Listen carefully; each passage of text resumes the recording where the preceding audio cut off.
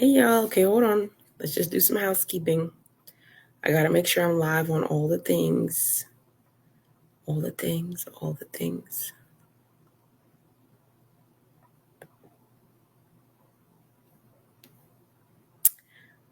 All right. Everybody can see me. Again, I'm just doing housekeeping. So y'all gotta give me a second. Oh, everybody can see me. All right, again, housekeeping, but we're good. I feel like we're good. Center? Good. We're good. Okay.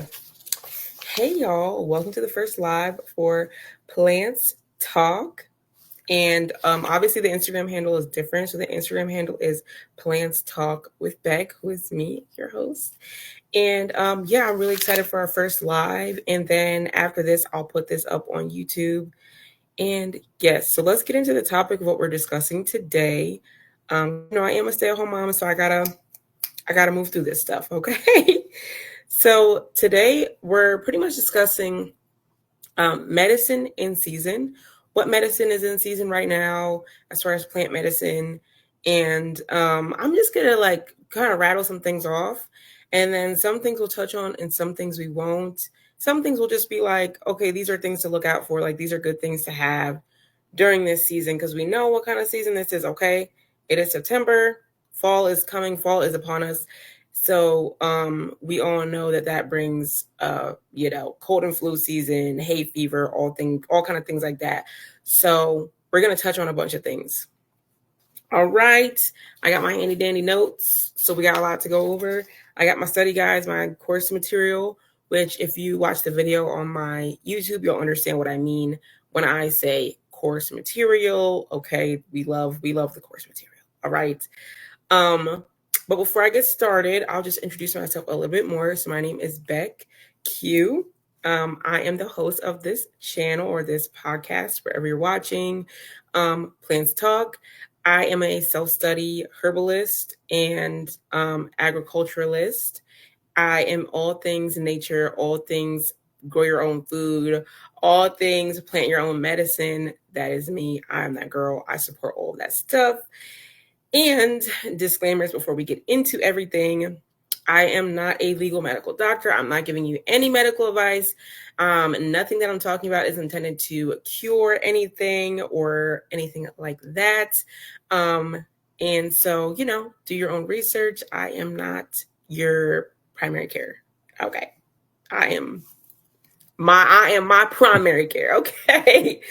So now we can get into it, y'all. So again, we're talking about what medicine is in season. So around fall, we're kind of focusing more on roots and bark and berries and less on leaves. In the spring season, we're really focused on leaves. We can be focused on roots because the roots of certain plants have had a lot of time to sit underground through the winter. And so spring, yes, we're looking at roots. But spring, we're also looking at leaves and things like that. And even seeds before they begin to really, really germinate or sprouts is something we really look at during the spring to harvest and use as medicine. Um, and in the summer, we're looking more towards fruit. We're also looking a lot at leaves and things like that. But as you get closer to the fall, there are some things that are great to be harvested in the fall. And there are some things that are a little more summer like or spring like. So like fruits and things like that, like fruits. When I say fruits, I mean like berries or anything that comes from the plant within certain seasons. That would be the plant's fruit. And for some of those things, for some of our plants in our outdoor nature, that season for the fruit has passed simply because we're walking into fall. But for other things, that season for the fruit is still very much alive and well. So we're going to be really talking about all of those type of things. There's going to be roots mixed into here. There's going to be, I'll mention a berry or two maybe. But yes, right now the focus is really on what roots can we harvest, what leaves can we harvest, and if you can't harvest it in your local area, you know what I'm saying? Like you could look some of this stuff up and get some of this stuff. But really, it's about medicine for this season, what's in season, and we need right now. Okay. So I came up with a little list just based on things that I personally have used within this season. And I'm going to kind of rattle some things off and maybe kind of go in order. It's our first live, so we'll just see how this goes. Okay. So I'm going to kind of start rattling some of the things off of my handy dandy list of notes. Okay. So the first thing on my list that I would love to talk about is sage. Now, for spiritual purposes, a lot of people look at sage as something you can burn in your home and things like that. But sage also has a lot of very good medicinal usage and purposes that we can look into and utilize during this time. So let's talk a little bit about the sage plant. Okay, if I can get my mouth to work right. Okay, let's see. Flipping through, girl, because I took a lot of notes. I could have sworn I just had it in my hand. It's in here somewhere, y'all. Bear with you, girl. Okay, we're gonna find it. If we can't find it, I'll move on to the next one. I'll tell you that. All right, here it is. Got it. Okay. So I am still I will say I'm still a baby when it comes to scientific names. I try my best to pronounce them. If I butcher them, you know what I mean? Just look it up. Like I said, do your own research. But I'm still a baby when it comes to your regular, your actual scientific names of plants. But right now we're talking about sage. I'm going to try to pronounce this. I believe it's pronounced Slavia officinalis, I believe. Okay, but for real. So I'm going to kind of run down some of the medicinal purposes of sage and ways that we can use sage. So sage is good for clearing mucus. It's also a nerve tonic, and it's also an estrogenic. So if you don't know what an estrogenic is, it is they use it commonly in hormone therapy and things like that. So it's really good estrogen support. So it helps a lot of women who are going through menopause, or even if you have irregular periods or anything like that, you can use sage. And you can use it in any of its forms. And I'm gonna just preface all of these herbs to say you can use most of these herbs in any way you see fit. However, there are some herbs that should not be consumed in certain ways, and so you really have to do your research on that. But a lot of these herbs, you can make fine powders. You can do tinctures, which is like oils. You could do salves, which is like creams, like oil-based creams that you can rub on your skin. Things like that, teas, all kinds of stuff like that. So there's a lot of ways to render your herbs. So yes, estrogenic, we went over that.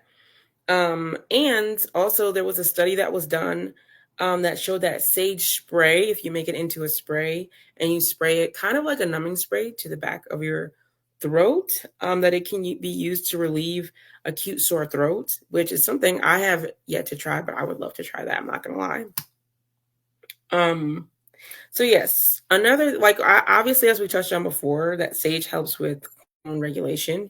So with things like that, like I said, women with menopause, if you have irregular periods, I know men icky, if you have irregular periods, or if you have painful periods, things like that, sage is really good to help you regulate your cycle. So because of that estrogenic factor. So, check it out for that. It's also a digestive tonic, so you can use small amounts of it as a mild digestive help situation. So if you got something going on in the intestinal, if you're backed up, whatever, try a little sage. You could if you want to. Again, do your own research on this stuff. It's also used for bites and stings, which I think is really cool. I have a video coming out about a situation where my husband actually got stung by a bee and how we kind of handled that, because I feel like we handled that really well. But nevertheless, it is used to help with bites and stings, which is awesome. Good thing to know. You always want to know that, because in a situation where someone is stung by a bee or something like that, the pain is instant. So you want to know what you can grab really fast. And then mouth ulcers, as well as there has been whispers. Okay, now I can't say 100% yes, 100% no, but that's to go for all of this stuff. But there has been whispers of the effectiveness of sage to lower blood fat levels. So again, y'all do your own research into all of these things, especially when it comes to things like that, like blood fat levels, things like that. You're going to want to really do your research before you use any herbal remedies to work through any of your issues that you're having with things like that. But there has been whispers of things such as that. So as you can see, sage has a lot of other good qualities besides spiritual. But if we're going to talk on spirituality of everything, obviously white sage and things like that are good to have in your home as far as protection, as far as clearing negative energies, and just lowering stress levels. For a lot of people, when they burn sage, it can really bring a sense of calm over them. So as far as spiritually and on that level, having sage is good for that. And a lot of people use white sage when they're doing that, or sage brush, which is kind of considered what people consider a weed version. Weed as in like, not that, but like weed as in, your ground level weeds. A weed version of sage would be sagebrush, which a couple years back we collected a bunch of sagebrush and actually dried it in our home and used it in our house, and it was great and we loved it. So there's that. So that's sage, and we have a lot on the list, so in the beginning I'm gonna kind of run through. So that's sage. Another one that I wanted to touch on, and that's really good for before I'm going. The reason I feel like that's really good for this season is obviously because it's cold season, it's cough season, it's hay fever season. So if you do have a sore throat, obviously, like I said, check with everything first. But if it was me and I had a sore throat and I was feeling experimental, right, I might try to make a sage spray and see if that's something that can help. Because if that's something that can help me, that's something that you can have in your arsenal. You can make a small bottle and keep that in your home, So especially if you are single and you're just living alone, then obviously that's great to have.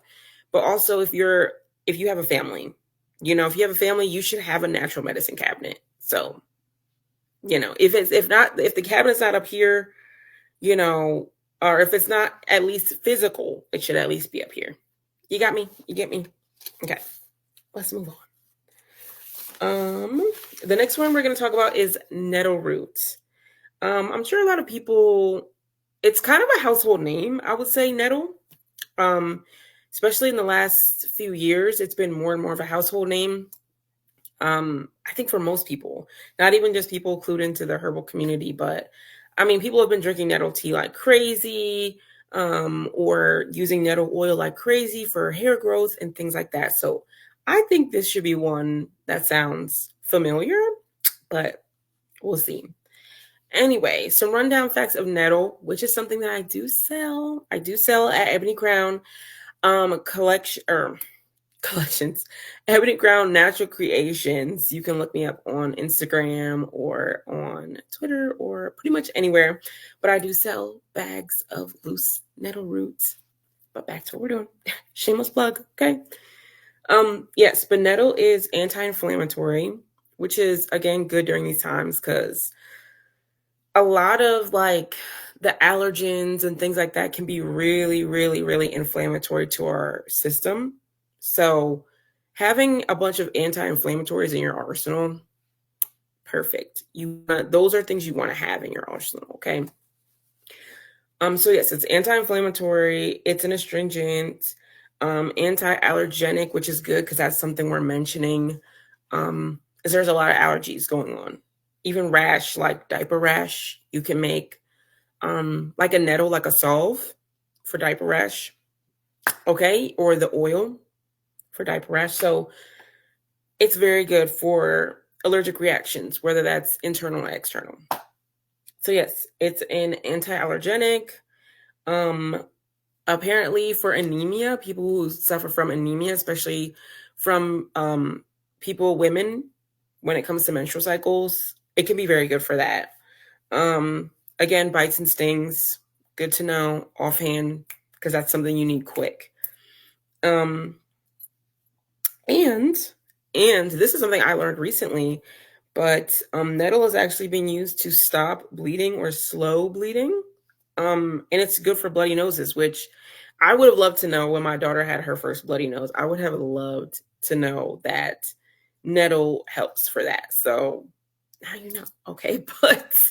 But yes, nettle is good for slowing bleeding and stopping bleeding. So it's good for bloody noses. So that's, again, arsenal. And it also helps, this is also a new one for me, helps with symptoms from enlarged prostate. Now, this was actually a study that was done. So if you know what I'm saying, go online, Google, go into your Google books, and I can open up my book as well if we have time, which we have a little time. But I can open up my study book as well. But apparently there was actually a study done on nettle, in which they found that it did help with some of the symptoms of enlarged prostate, which is very new to me. And it's very interesting because, like, when I talk to like men and things like that about nettle, for some reason it's been in their minds that nettle is like a plant for women. I'm not sure. I'm not sure how or when that happened, but somehow it got into some men's mind that nettle is actually like. Oh, sorry if I'm looking over. I'm checking my books. I'm checking my books. Um, but yeah, somehow it got into men's mind that nettle happened to be a plant for women. I don't know. I have no idea how that happened. Actually, I'll say this. In a lot of women's health teas and things like that, you will find nettle in those. And I think maybe that's where the misconception came from. But it's not. It's not. And I encourage usually men to just be like more open minded. Because it's like, don't do yourself like that. You don't have to. It's not necessary. I'm gonna see if I can find nettle. But this is definitely again something that folks should do their research on. Trying to find it. I literally thought I just had it, but I must have lost it. It's okay. We'll touch back on it later because we got other stuff to look at. But yes, men, do some research. Folks, do some research on the helps with symptoms from enlarged prostate. But apparently that's a thing. Okay, so keep that in mind. Okay. Let's move on to our next herb. And we're going to circle back to some of these and talk about ways that we can use them, obviously. Now, this one is one of my favorites. I love talking about this one. But before that, I'm going to drink some tea because, yeah. What am I drinking, you ask? You didn't ask, but it's okay. I'm actually drinking a women's health tea. So it's like raspberry leaf and peppermint and some other good things. I think there might be nettle in here as well. And usually if there's not nettle in my women's health tea, I have loose. I'll just put the loose nettle in there because yes. Okay. And obviously honey. There's honey in there. It's good for your throat. Okay. So again, this one I love talking about. I love this one. This one is valerian. I love valerian. Mainly because I have issues with anxiety, okay? Your girl has anxiety. So nettle like really saves my life. Or not nettle, sorry. This one really saves my life. This one is valerian. I'm going to try to read it. Try to write them out. Okay. Okay. Valeriana officinalis. Ooh, I just love the way it flows off. So this one is good for let's just talk about just generally what it is. So it is a safe, non-addictive relaxant. This one also has been a little bit more of a household name, but it's still a little underground, mainly because of chamomile. So chamomile it's up there. It's so far up there that I would say some of the more not I wouldn't say more relaxing herbs, but some of the I don't know, I guess I will. So some of the more relaxing herbs or herbs that are a little bit more potent, they tend not to get seen or heard of as much simply because chamomile is it's the big man on campus. And so some of these things like valerian or skullcap or passion flower is making its way up there in the ranks. But some of those things tend to get just not spoken of very often because everyone thinks when they think sleepy time tea or when they think relaxation, they think chamomile. But this one, it's very relaxing. It's not addictive. It helps. Sorry about that.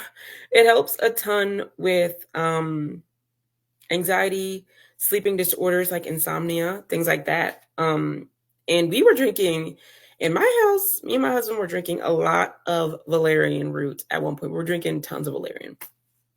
But yeah, so it's a sedative. It can be a sedative in large quantities, right? A relaxant. It relieves muscle spasms. And I think when we're thinking of relieving muscle spasms, if we're thinking like stomach or something like that, then obviously that, teas and things. But if we're thinking like muscles on our body, that's more of like a solve or like an oil if you're going to do things like that, like rendering it that way, rubbing it on your skin or anywhere you're having muscle discomfort. And yes, and also blood pressure. Valerian has been known and has been under study for lowering blood pressure. The reason I say understudy is because valerian is not as studied as other herbs. And that's what I mean by like even chamomile kind of takes the lead in relaxants because chamomile has been so studied as far as relaxants go. But I think valerian is a little bit less studied. So it is understudy when it comes to lowering blood pressure and things like that. But there have been I like to call them folks of old, but really just our predecessors in the natural medicine field who have studied valerian and have studied its properties and have seen that it is effective in lowering blood pressure. So, if you're having blood pressure issues, that might be something you want to look into. But all the time, especially when it comes to medicine in general, all medicine, whether it is plant medicine or a pharmaceutical, you always want to make sure that there's no crossover with other medicines. This is why I talked in my course material video about certain books that will tell you like, okay, if you're taking medication for this or this or this, don't take this herb because it could have a cross effect with your medicine. So things like that, we want to be really careful of. So when it comes to things that lower your blood pressure, just look into how those things could react to medications that you already take or even herbs that you already are consuming, herbs or supplements. So there's that. That's a little disclaimer on that,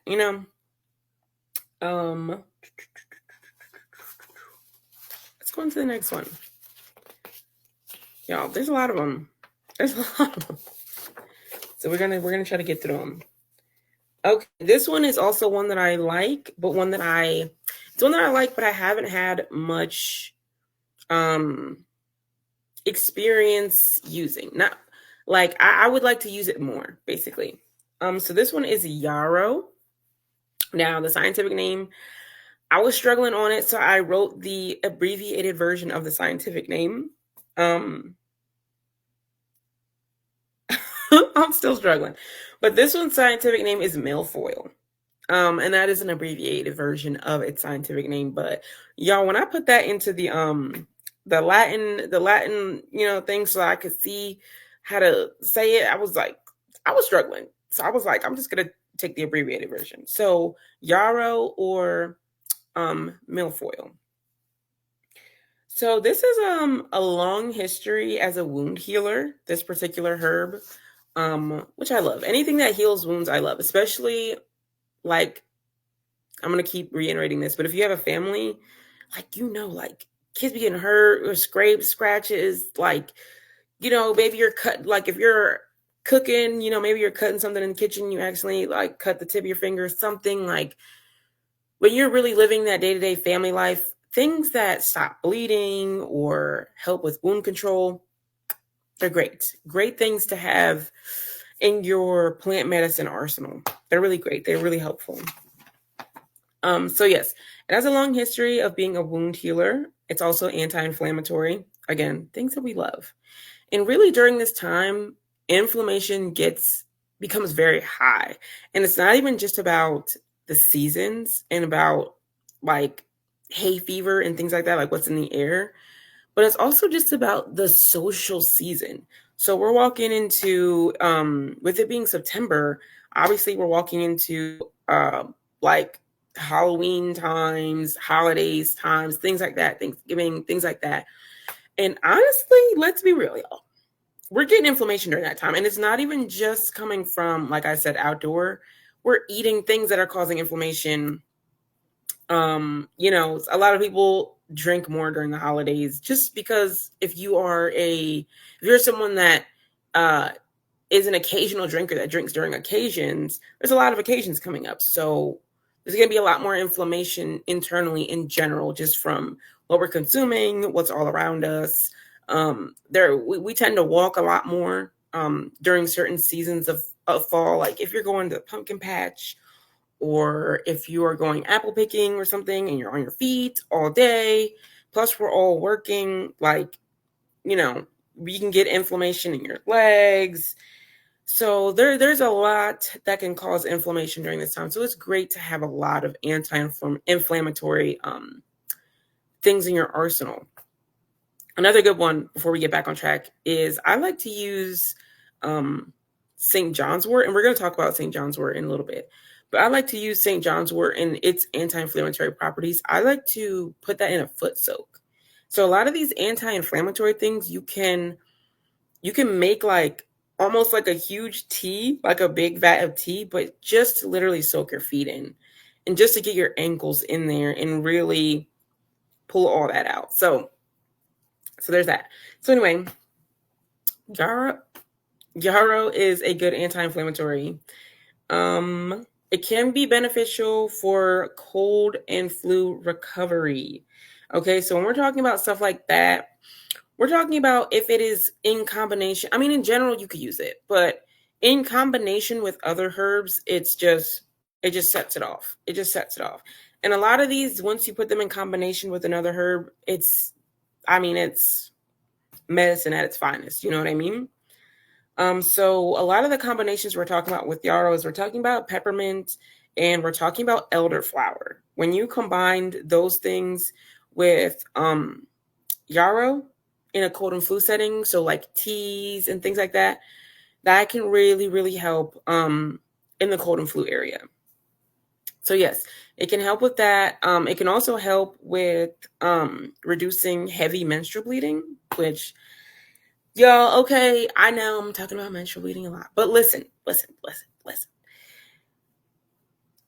The reality of of being a woman and menstruating is that even like those same things that cause the extra inflammation, like the things that we're consuming during this time, the food that we're eating, the change of season, all of these things also have an effect on our menstruation, and they can make menstruation more painful.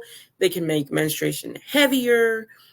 So when we're, you know what I'm saying? So when you're eating that Thanksgiving plate, okay, or you're smashing, you know what I'm saying, like holiday cookies or eating Halloween candy, like some of these things can actually directly affect how we menstruate, the pain level, and the severity of the bleeding that we might have. So, and it's natural. It's natural to want to enjoy these things during the season. So it's like I'm not telling you have to avoid that, but I'm just saying there's some tricks to the trade. There's some things you can do to kind of have your cake and eat it too, you know? So sure, eat all that stuff, do all that stuff that might, you know, but get your yarrow, get your yarrow tea, be consuming your women's health tea and things like that, and try to offset what could happen, basically. Because not every woman is the same. Not every menstruation for every woman is the same. Like there's so much levels and layers to us and how our bodies do things. So yes, peppermint, elderflower, good for that, and yarrow in general, good for menstruation, bleeding, and pain. So get get that in your arsenal, ladies. Get that in your arsenal, especially you know what I mean, like mothers. Anything that can make that process easier for us, because like when we had to deal with it, we had to deal with it. We had to deal with the husband, the kids, the pets, the dogs, the appointments, work, this, that. And it's like, we're on our period. We don't want to deal with any of that. We don't want to deal with any of that because it's all very uncomfortable. So just give yourself some ease. Really, when it's time to really take care of yourself, really take care of yourself. Give yourself some ease, drink the good tea, all that good stuff. Okay. So that's why, some of this stuff, it's going to come up. It's going to come up. It's going to be necessary. People who wonder, like, why is my period so much like, I feel like it's so much harder to have my period at the end of the year. That's why, babe. That's why, because we're living it up. We're trying to live it up. We're trying to eat our stuff and live wild and free. But those things do affect our menstruation. So there's that. Okay. Another good thing about yarrow is that it lowers high blood pressure. Okay. Again, do your own research on how these things interact with medications, other herbs, all that good stuff. But that is something that studies have shown it can do. As well as it is a mild diuretic. Gotta love a diuretic. Again, good for this time because we're all going to be eating. Okay, we're going to be eating candy. We're going to be eating cakes. We might be going to little holiday parties at the office. They got cookies and all that stuff. So yes, we're gonna need some of y'all gonna need some yeah, to keep you moving, smooth, okay? Because it gets reckless out here during the holidays. Let's be real. Yes, and another thing, this is new to me that I just heard of, and I'm gonna try this out on my husband as long as he's cleared to be trying these things. But it also tones varicose veins. So it has been kind of studied that it can help reduce kind of, I guess, the site of varicose veins. So it's something to look into. So definitely do your research on that if that's something that you're going through. Good for the holidays because, like, if you want to look your best, or if you don't care about the veins, then don't care about the veins, girl. Who cares? Okay. That might be my last one. And then some of the rest of them are just ones I'm going to rattle off, and I might not really divulge into them. Yes. But as for some of these things, I'm just going to touch on some of the things that I talked about one last time. But as for some of these things, look at what is, if you're a harvester, not all of us are. Some of us are just consumers, and that's okay. It's okay to just be a herbal consumer. Perfectly fine. Some of us, though, are harvesters or plant enthusiasts or growers. We're gardening. Our hands are in the soil. Me personally, I like to have my hands in the soil. And I also like to be a harvester. So when you're looking at these things, it's important to know what is the best or ripest at the time of which you're doing it. So, another one we forgot to touch on, but I'll touch on in a minute. But so things like valerian, those things are like typically harvested in September. But you can harvest valerian year round under the proper circumstances, right? But it's good to know what things are good for when. Like some plants, the roots are best in fall and the leaves are best in spring, or vice versa, or whatever. So when you're looking these things up, if you're a harvester, it's always important to look up when is the best time to go for the roots versus go for the leaves versus go for the stalk of the plant or whatever. So that's just another thing to think of before we just jump right in and just pull something out of the ground. Because plants are resilient. So you could be harvesting the leaves and wait a season and then harvest the roots when they're at their peak. So it's just something to think about when we're looking at some of these things. Another good thing that is harvested in the fall and in the spring is dandelion. I didn't know I could write anything down for dandelion because I have a video on dandelion. You can go check out my video. It's a quick little TikTok length video, but on there I have listed all of the properties of dandelion, and there's a lot. Dandelion was once considered to be a cure-all plant. And in a lot of ways, I mean, I don't use the word cure, but in a lot of ways I'll say it still is very, very, very versatile when it comes to what it can do for you as a person. I love dandelion. I have a jar of dandelion root powder from dandelions that I harvested myself in my front yard. From maybe, I don't know, I want to say 2 years ago, I harvested like a bunch. And dandelions, the thing about them is you can use the entire dandelion. And a lot of plants you can use the entire plant, but not every plant. You can, you know what I'm saying? Especially berries. Berries, there's some berries where you can harvest the berry, but you cannot use the leaves, you cannot use the stalk. You have to be very careful. But dandelion is one of those plants where you can use the entire plant.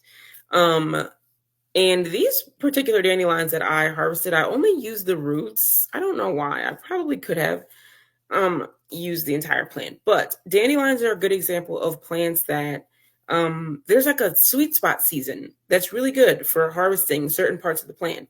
And so the roots of the plant are really good to be harvested either in spring or in fall. And obviously we are in fall. Now, dandelion is a plant that's considered a weed. Now, for me personally, I don't think there is a such thing as a weed. And that's something I can touch on in later videos. I don't believe in weeds. Okay. I just don't believe in it. I believe that the word weeds, and that we need weed killer, I believe that is a hoax so that we can't pick our own medicine. But I'm not going. Okay. But dandelions, the only thing about weeds and plants that are considered weeds is that people don't necessarily treat them well, so you can't you shouldn't go to a park and be like, I'm gonna pick these dandelions, because the likelihood is that someone's dog friend might have come past that and they're thinking it's a weed, whatever. You know what I mean? And so you got to be really careful when it comes to plants that are considered weeds, things like dandelions, because you don't want to harvest anything dirty. You know what I mean? You don't want to eat or consume anything that's dirty. But dandelion roots, usually I have never harvested them in the fall. Me personally, I harvest them in the spring after the roots have had time to sit in the soil, especially because when we think about life cycles of plants, during the winter is when plants focus all of their energy on the roots of the plant. That's why we have a lot of plants that go dormant in the winter, because they're trying to survive the winter. So they focus a lot of their energy on the root of the plant. So personally, in the early spring, that's when I get out and harvest my dandelions. But I do see I do see why people would harvest in the fall. So that might be something that I do in the future. But it's important to remember like that some plants, you can wait the next season until certain parts of the plant are really, really, really good to be harvested and harvest that then. And just, if the leaves are good for fall, but people wait until spring for the roots, then just do that. Then just do that. Or you could not, you could do whatever you want. That's the thing about plant medicine that's great, is that if you know what you're doing and you're not doing anything that's going to be harmful, then you can do whatever you want. You can grow your plants inside, you can grow your plants outside. Your medicine, you could dry it, you could not dry it. There's even people who they collect their dried herbs in the fall when the leaves naturally dry out. I think that's pretty cool. I think that's awesome, because then you don't even have to dry it yourself. You're collecting it when it actually dries and falls naturally. I think that's super true, super cool, super true, and a super cool thing that people could do. So that's the cool part about plant medicine, is that if you know what you're doing, you can do whatever you want. Okay. And I'll make more videos on drying processes and my drying processes and how I do things. And there will be more to come on all of that. But before we get out of here, I just want to rattle off to you guys a couple more things that I think would be good for the season. I won't go super deep into why they would be good for the season, but I will just talk about things that'll be good for the season. And, some of them are obvious. So like elderberry, very obvious why that would be good for this season. Onions. Onions are going to be great for if you're ill. If you're ill, okay? And this is that season. So onions for anything. Onion soup, for fire cider. Now make your fire cider, guys. Don't skip out. I need to make new fire cider for my family. So yes, onions, garlic, things, herbs that are very warming. Cayenne, lemon. I'm just trying to come up with some off the top of my head. Another one that's going to be good, ashwagandha.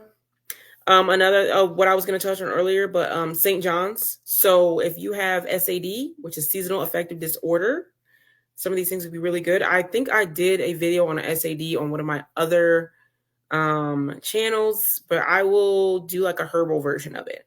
But things like St. John's wort are going to be good for SAD. I also like sarsaparilla, and obviously seasonal affective disorder is things like depression, anxiety, things like that are onset during the winter months, fall and winter months. So yes, those are things that are good for mood stabilizing. I think also radiola is good for mood stabilizing as well, which is going to be really good for this time. There's more. There's just a ton more. And honestly, really what you need to do is get you a good herb book. Actually, get you 3 good herb books.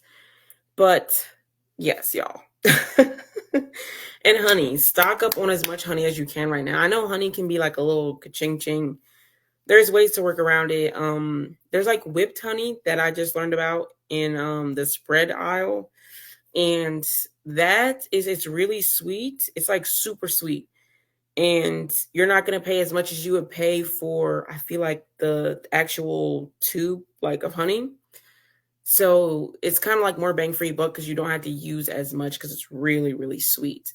So, think smarter, not harder. But honey is going to be good for this time, especially if you're making fire cider, or if you're making homemade cough syrup, or if you are taking any of your flower herbs and preserving. You can preserve in honey. Honey is a great thing to preserve in. Especially during the season, because when you preserve in honey, you can use it, and it's really good for honey. It's in itself. It's really good for when you're sick or not feeling very well.